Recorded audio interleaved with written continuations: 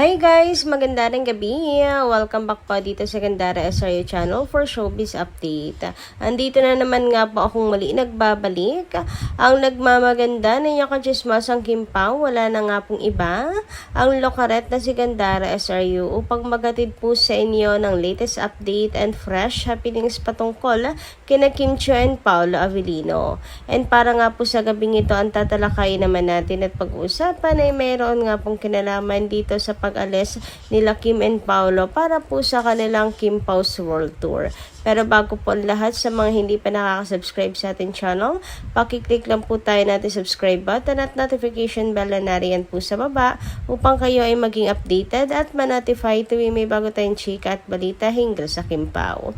Basta mga balita na may kinalaman kina Kim Chiu and Paolo Avellino, sagot na nga po natin yan. At nais din po pala nating magbasa ngayon ng ilang mga comment mula po sa ating mga taga-subaybay bilang pasasalamat sa mga ka-Kim Pao fans natin na nakatutok po at nag-aabang sa atin pong daily updates at para mabigyan na rin po ng tinig ang kanilang mga opinyon, reaksyon at saloobin hinggil po sa mga nangyayari at kaganapan sa buhay nila Kim and Paolo. Ang first commenter nga natin para po sa gabing ito ay si Miss Lat and Home Hunter. Shoutout po Miss Lat and Home at magandarang gabi. Ang sabi niya rito, Miss Gandara, bakit naman gulat na gulat sila sa pag-angkla ni Kim kay Paolo?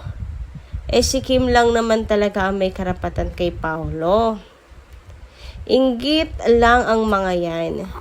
Kasi hindi sila makalapit sa Kim Pao. Dahil husband and wife na ang Kim Pao. Matagal na silang nagpa-secret or married na sila. Kaya ganyan yan si Kim kay Paolo. Dahil pag-aari niya na si Paolo. Ang sarap lang sapakin ng bibig na nagsasabing ang lande or malandi si Kim. Ang kapal ng mukha mo kung sino ka man. Baka ikaw ang malandi. Ka ba naman may gusto ka kay Paolo? Baka naman may gusto ka kay Paolo. Ipakita mo nga ang face mo. Baka hindi mo kayang tignan si Paolo.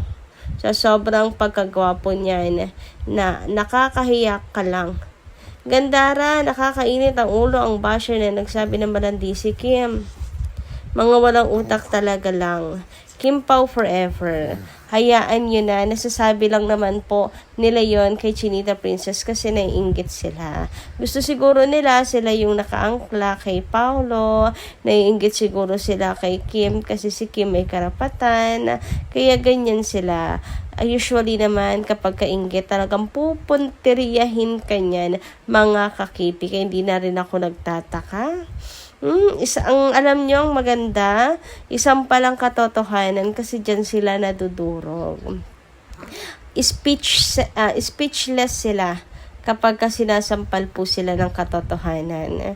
Kaya yun po ang mas mabuti nating gawin kaysa sa mainis po at ma-high blood sa kanila. Ibalik natin sa kanila yung high blood at inis. Inisin pa natin lalo't asarin. Inggitin pa lalo. Grabe nga yun. Anyway, sabi naman po dito sa next commenters natin ngayong gabi. Ayan, shoutout po dito sa ating tatlong commentor na sila Ma'am Gemma Haban, Day Magiyat at Ma'am Nancy Gonzalez. Magandang gabi po sa inyong tatlo at pag-usapan na nga natin ang kanilang mga comments. Sabi nila rito, may isang salita talaga si Paolo Avellino. Happy kami sa mga sagot at sabi ni Paolo tungkol kay Kim. Mahal nila ang isa't isa. Paano nasabi ng bashers na si Janine ang mahal ni Paolo? Kung si Kim hindi umaamin ng totoong relasyon nila ni Paolo dahil hindi rin naman nakakasigurado si Kim kung talagang mahal siya ni Paolo dahil kung sino-sino kinakalat yung secret GF ni Paolo. Tapos nagpo-post pa kayo ng kung sinong girl kasama ni Paolo. Tapos sigurado pa kayo na si Janine mahal ni Paolo. O gag talaga kayo, B.O.B. Kim Pao forevermore. That's love and respect for someone. So, ang pinapatungkulan po ni Ma'am Nancy Gonzales ay yung ano nga po ni Paolo Avellino, tatago ng kamay sa pictures nila ng kanya pong business partner sa Lupon office, mga kakimpaw. Anyway, ayun nga, sa mga nagsasabi na si Paolo ay malandi, na ang gusto ni Paolo ay si Janine, siguro utak po sila ni Paolo Avellino at alam na alam nila, no? Parang sigurado mga kakimpaw. So, tama kayo. Si Kim Chiu hindi nga po umaamin pa. Baka yan din yung nakikita nilang, para ika naman nila, wala namang inaamin ng Kim Pao, so pwede silang magsabi na si Paolo Avellino ay may gusto kay Janine. Kasi wala pang inaamin sina Kim and Paolo. Parang kalayaan nila, palagay nila yung sitwasyon na yan. Pero sorry na lang sila once na magtakda na ang Kim Pao ng kanila pong relasyon. Wala na po silang paglulugaran pa, mga kakimpaw. Antay lang po tayo, may oras at araw din po sila. Sabi naman dito ni Mr. Madaya Gandara, good AM. We are so happy for them both. Especially kay Kimi, which will be celebrating her 36th birthday. Na-celebrate na po Miss Norma Dayag. And up to the present, she looks like 20 because of her gillable looks. Yet, very lively, extrovert personality that makes her looks young in spite of her age. Gandara, lagi lang nadadagdag, but age lang ang nadadagdag. Walang pinagbabago yung personality niya. Thank you, Gandara, dito sa mga legit na vloggers, fans, friends, seniors, LJ, and Aki. Totoo, Ma'am Norma Dayag. Anyway, thank you so much din po pala sa inyong komento. Si Kim, mukhang 20s lang, mga kakimpaw. Hiyang-hiyang nga po kami na patrentahin pa lang na mukha ng naaagnas. Diba? Grabing sobrang bata ni Kimi tingnan, lalo na without makeup, mga kakimpaw.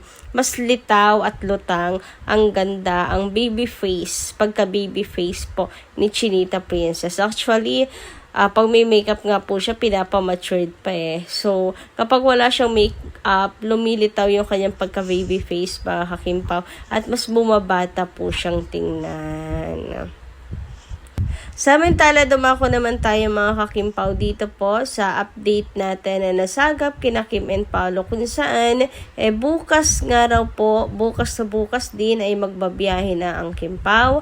Sila po ay paalis na para sa paghahanda nila sa Kim Pao's World Tour. So bukas na daw po ang alis ng Kim Pao, at kaya po siguro si Kim nagmamadali na. Yung tipong kakalabas lang ng Showtime, abay namigay at namahagi na po siya ng ayuda sa mga tsuper at mga tricycle drivers. Kasi kung tutuusin, pwede naman po niya yung gawin pagkabalik. Ang importante, makapagpahinga siya. Yun pala, dahil aalis na siya. And ang importante kasi ngayon po mabigay yung ayuda, dahil ngayon po ramdam talaga yung pagtaas po ng bilihin, ng gasolina. Ngayon kailangan po talaga ng mga tsuper, tricycle drivers ng tulong. Kaya naman parang wala nang magiging oras si Kim sa mga susunod na araw. Kaya kahit kakagaling niya lang sa trabaho, sa Showtime, ay for the go na po siya agad-agad. Go Rebels na, para maihatid po ang kanyang tulong. Kasi aalis na siya mga kakimpaw. And si Paolo Avellino nga daw po ay sinundo si Chinita Princess after this, mga kakimpaw. Kasi alam niyang pagod na po si Kimi. Parang anong haba ng araw ni Chinita Princess, po. So eto nga po, at Mayroon na nga po mga kakimpaw na nagbibigay ng mensahe kina Kim and Paolo na have a safe flight. Have a safe flight couple. Hashtag Kim Pau's update. Mainit kang pinag-uusapan ngayon na aalis na sina Kim and Paolo kung sa bagay. Kasi nga, malapit na nga po ang kanilang world tour. Samantala, sabi naman dito, ayan, habang nag-edit ako, naisip ko, paano kaya kinakaya ng isang Kim Chiu ang ganyan? Yung pagod?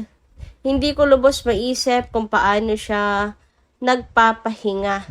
Isipin mo na lang, mula pagdating niya from Paris, pasok agad sa Showtime everyday. Kung mawala man kasi may TVC shoot naman maghapon, tapos birthday na. Pero bago yon, nagpuyat muna sa rehearsal para sa Monday, birthday prod, then linggo, birthday celebration, puyat din, puyat. Then Monday, maaga ulit for quick rehearsal. And then sa prod. Then kanina, maaga ulit para makapagbahagi ng tulong sa mga jeepney at tricycle driver. Hanggang diretso na naman sa It's Showtime. Then may business pa siyang ina-update. May rehearsal sa Love Kim Pao and 2 weeks na naman sila magpapasaya sa mga fans sa Canada at mga susunod pang project. O, diba? Ayan, nagbasa lang kayo, napagod kayo. Iba talaga ang isang Chinita princess. Prinsesang walang pahinga. Totoo po, hindi ko rin alam kung saan humuhugot ang energy si Kim or nakakatulog pa ba siya ng kumpleto.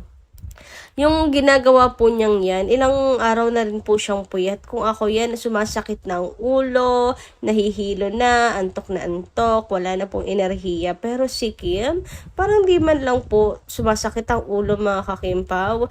Biruin niyo yun ha, puyat tapos may production prod, tapos rehearsal, tuloy-tuloy mga ka-KP. For sure, nagwo-workout pa yun si Kim kahit saglit na workout lang. Kasi sabi niya yung pag-workout po ang source ng energy niya sa buong maghapon. So, ang masasabi ko lang po ay nakakaloka si Chinita Princess. Walang kapaguran. At dahil dyan, sigurado ang mga seniors ay hindi naman po mapakali at panay na naman po ang dalangin para sa kalusugan ni Chinita Princess mga kakimpaw. Ano po? Well, yun din po ang dalangin natin para kay Kim, ang kanyang kalusugan. Nawa po ay pag-ingatan po talaga siya at hindi po siya magkasakit at hindi po siya singilin ng kanyang katawan sa ano po, susunod na panahon mga kakimpaw. Kasi may balik po yan, naniningil ang ating katawan pag masyadong inaapuso. Nung tataka ako kung kumpleto pa ba si Kim Chiu sa tulog. Sa dami po niyang ginagawa. Kapag kaganyan, very active ka. Nasasanay yung katawan. So parang nagiging normal sa'yo. Pero unti-unti ang katawan po'y bumibigay. Anyway, dito lang po muna yung ating update. Maraming salamat po sa inyong pakikinigan. Kita-kits po muli sa mga susunod natin, chika. Maraming salamat at ingat po kayo palagi.